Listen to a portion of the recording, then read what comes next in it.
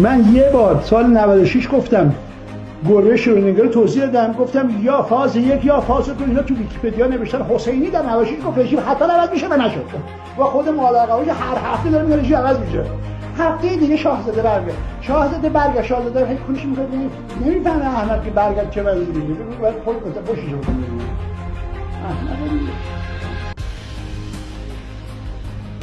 سه دفعه موساد گفته برمیگرده. تمام شد.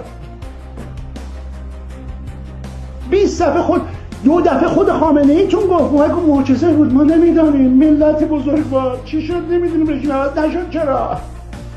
3 دفعه همین پزشکیان روحانی گفتن.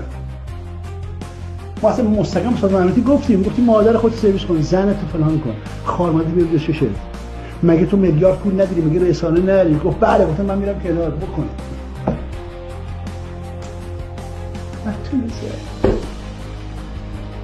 چون قرار نبودش این عوض شه.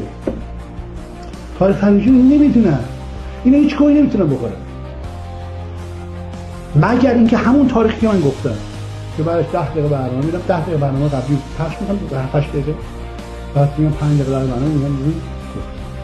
اینا منه که اینا تربیت چه میدونن، هیچ گویی نمیتونن بخورن.